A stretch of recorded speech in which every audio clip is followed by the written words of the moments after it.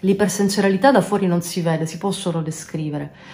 Certi ambienti, la folla, il rumore, le luci troppo forti o di particolare colorazione possono mandare in sovraccarico, scatenare ansia, crisi di panico molto forti o meltdown. In certi momenti per me tutto diventa troppo e ho bisogno di andare al buio e di avere assoluto silenzio intorno. In genere va ad accumulo, anche con altri stimoli emotivi o stress. Anche con gli stimoli emotivi positivi, anche quelli mi sovraccaricano e si aggiungono agli stimoli sensoriali e mi portano al sovraccarico. È come se fosse, per fare un paragone, è come se fosse un vaso troppo piccolo che deve contenere un mondo troppo grande, luminoso, rumoroso, e penso che cosa possa voler dire per un bambino che non può descriverlo verbalmente.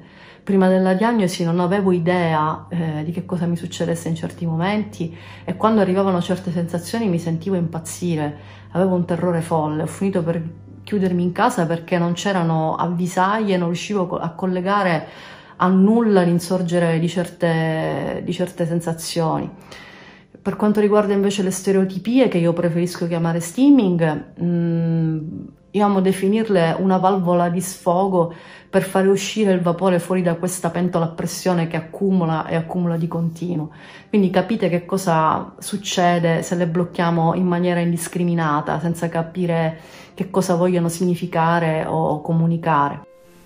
Per quanto riguarda le differenze nella percezione sensoriale e il rispetto di queste differenze, il discorso è lo stesso che viene fatto e che faccio sempre per il rispetto e la comprensione delle differenze negli stili e nelle modalità di socializzazione, per esempio. Cioè, il problema non riguarda le differenze sensoriali, riguarda tutte le differenze.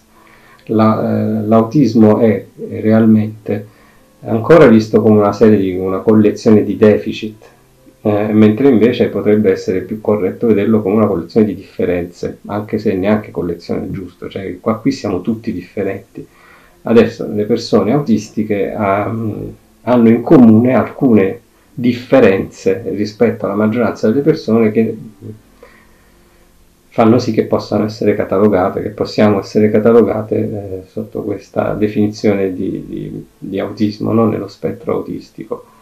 Per quanto riguarda le differenze nella percezione e anche nell'elaborazione degli stimoli sensoriali, non è che debbano essere rispettate perché è più carino, è semplicemente perché sono la dimostrazione che stiamo parlando non di capricci, ma di reali differenze nell'organizzazione del sistema nervoso, per cui determinati stimoli vengono percepiti a volte senza filtri, tutti insieme, che è una cosa estremamente complicata da spiegare. Io in questo momento, per esempio, sto registrando video in una stanza completamente chiusa, eppure ogni minimo rumore che mi arriva dall'esterno mi distrae, e per registrare un video di 2 minuti io posso impiegare un'ora. Chiariamo, sono tutta una serie di differenze nella percezione e nell'elaborazione dei suoni che hanno un'origine fisica. Molto spesso il problema più grande è che vengono confuse per capricci. Cioè, il bambino non vuole mangiare perché magari ha un problema di percezione della consistenza del cibo, del sapore. Non vuole andare al centro commerciale, ma probabilmente perché il centro commerciale per un autistico è un incubo di luci, suoni, odori, corpi che cerchiamo di comprendere che quando un autistico esprime delle difficoltà in relazione alla percezione di determinati stimoli non sta facendo capricci, e quando non vengono ascoltate queste manifestazioni, il rischio è che poi portino a quelle crisi anche violente che vengono definite meltdown, e poi dopo non si sa come prenderlo, non l'autistico che esplode in questo modo. Quindi cerchiamo di renderci conto che non si tratta di capricci. L'iperacusia è una condizione molto frequente nello spettro autistico, consiste nell'avere una risposta neurologica particolare alla percezione di stimoli uditivi che per le altre persone, per le persone non autistiche, sono totalmente tollerabili o in alcuni casi addirittura piacevoli, mentre nel cervello autistico vengono proprio processati come estremamente disturbanti. È anche un problema estremamente sottovalutato questo, sottovalutato perché tutti lo sanno, professionisti, genitori, tutti sanno dei problemi sensoriali legati all'autismo, ma è come se fosse considerato un fatto secondario, quando invece diventa assolutamente primario nel determinare la qualità della vita delle persone autistiche, perché una persona che soffre di sovraccarico sensoriale sarà costantemente messa a dura prova anche proprio in tutto quello che è l'affrontare la quotidianità, perché parte già da una condizione di sovraccarico neurologico molto importante in certi casi.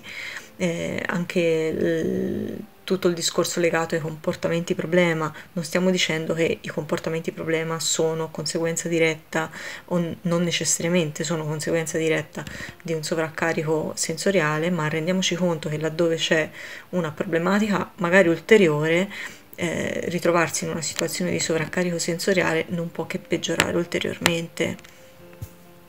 Le stereotipie meritano un capitolo a parte perché fanno parte dei comportamenti classici più conosciuti dell'autismo, tanto da essere quasi identificato attraverso appunto questi movimenti ripetuti che le persone autistiche mettono in atto. È un capitolo abbastanza triste dell'autismo, anche perché l'interpretazione delle stereotipie da parte di persone tipiche, che quindi fanno un uso inconsapevole delle stereotipie, ma non così massiccio, non così differenziato, non così funzionale come succede nelle persone autistiche, e quindi l'interpretazione da parte loro di questi comportamenti è stata fatta ovviamente attraverso un filtro neurotipico, che non trovando, diciamo, significati soddisfacenti secondo la loro logica a questi comportamenti, li hanno etichettati come comportamenti vuoti, privi di scopo, privi di senso. In realtà chi fa esperienza delle stereotipie con un funzionamento autistico può testimoniare che le stereotipie sono comportamenti altamente funzionali e servono proprio a funzionare meglio, dal banalissimo scaricare la tensione in un momento di stress al favorire processi cognitivi, favorire l'integrazione degli apprendimenti, favorire la concentrazione, l'attenzione. Sono veramente moltissime le funzionalità che può avere la stereotipia, e penso che una delle cose peggiori che si possa fare un autistico è proprio inibire le sue stereotipie nel tentativo di farlo comportare normalmente, senza rendersi conto che così lo si depriva di un sistema di compensazione davvero molto importante. Iperacusia è sentire iper di più. Però le percezioni sensoriali possono essere anche vedere di più o annusare di più, o sentire col tatto di più o di meno anche. Per esempio un vestito può dare fastidio, un rumorino può infastidire, una luce può farci impazzire, un odore che tutte cose che gli altri non sentono, per noi ci fa impazzire. Quello è la diversa percezione sensoriale. E invece le stereotipie sono dei movimenti, delle azioni che noi ce ne facciamo senza rendercene conto e che ci servono per sopportare lo stress.